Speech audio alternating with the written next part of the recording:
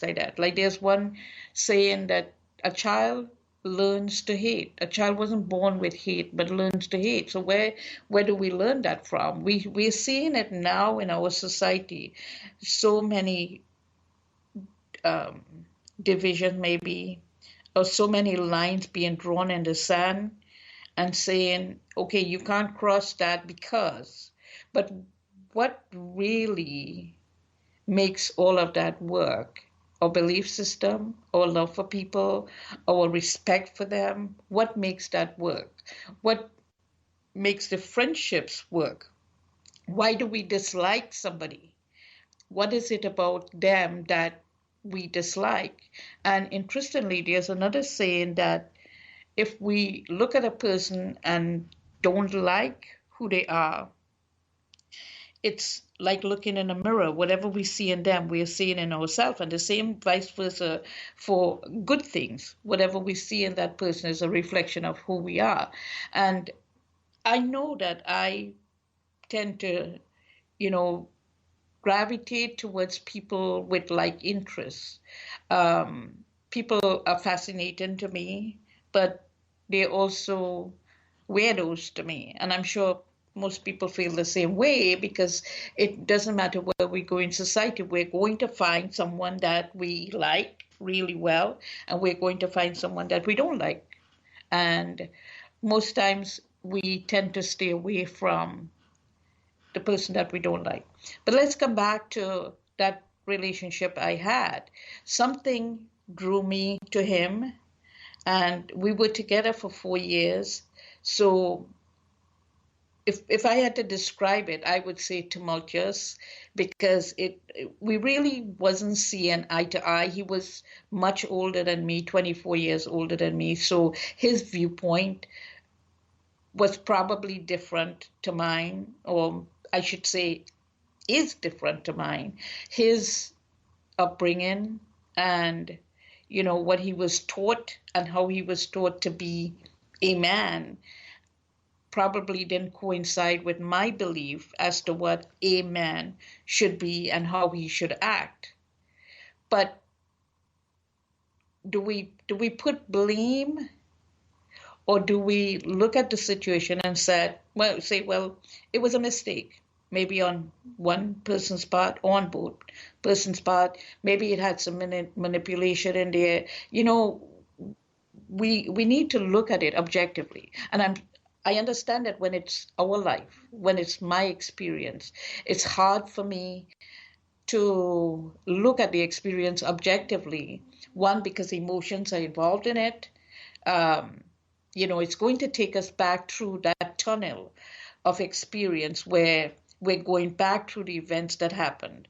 I have had dreams of, you know, just thinking about the violence that has been in there. And even though I was away from him and have been away from him, I still had dreams. But the dreams were kind of like cleansing dreams because they got me through to another level and another level. But I had to face the fear. I had to face what I felt.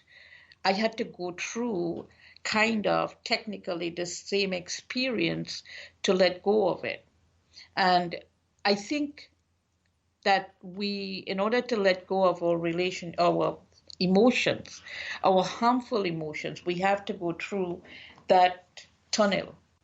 But the good news is that when you go through the tunnel the first time, you don't know where you're going, what will happen. It's a strange experience. You may be fearful, you may be, you know, have expectations that may be unrealistic. But when you're coming back through the tunnel, it's a different experience because you are now familiar with what you're going to have to go through. And you kind of a little bit know what to expect. Now, it may trigger some of the same emotions, fear, anger, distress, tears. It may trigger some of the same emotions, but in my experience, I found having to go through the tunnel, come back out of the tunnel, was a healing experience. It was going through the trauma again, but it wasn't as sharp or as intense as when it was originally perpetrated. And now I had a little bit of hope.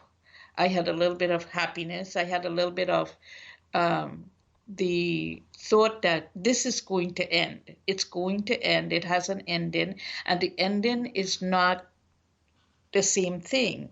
The ending is different. It's going to be different. I have control of my life. I have control of my experience. I could choose different pathways. I could choose different experiences. So the fear may still be there, but I would say from my own experience, it's less than when it was when you couldn't see the end of the tunnel, or you didn't know where the tunnel was going to lead to. So basically, you had an unknown situation, and therefore you had to make up your story. And a lot of times, as we know, the negative things that affect us tend to stay with us longer than anything else. So we tend to draw a negative ending towards our situation. But coming back through the tunnel, we could now add a happy ending, as long as we're alive and we're out of the situation. So I chose to get out of the situation. I actually left my country and migrated to where I am now because of this.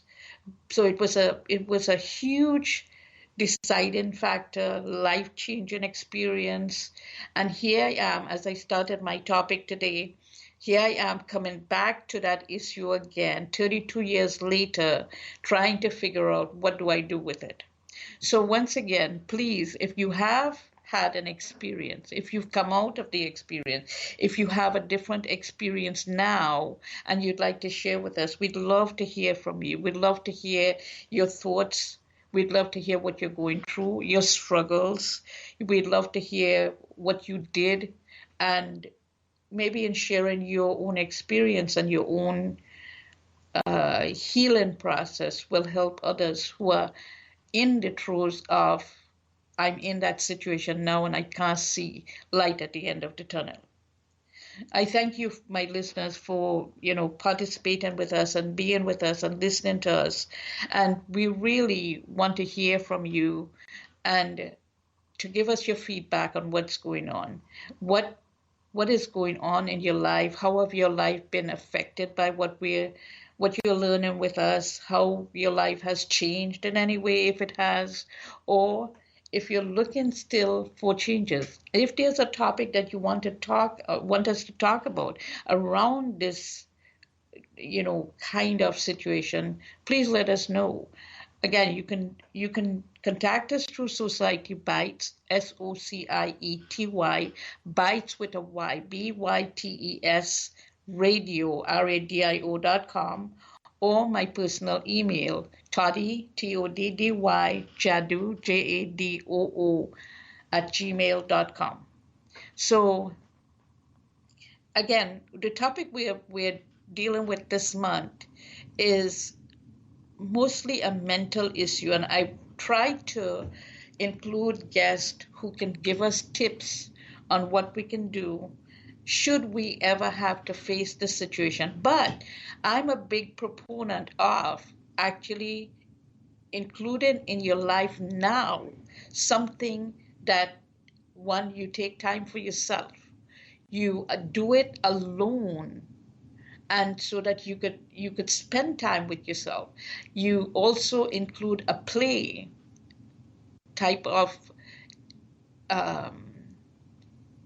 an event in your life. For instance, I play mahjong. I look forward to playing mahjong, but that's a sit-down thing, and I like being at the table sitting down. But there are other things that you can do, like paddleboarding or bowling or something else that's new to you and something that you didn't think that you could do. And especially now, it should be more meaningful, seeing that we've had to stay inside the house for so long. It should be more meaningful getting together with people when we are given the opportunity to not social distance that much, but to play with other people, to be amongst other people, to eat. I think that we're going to actually appreciate people more and being around them more after this whole drama is over.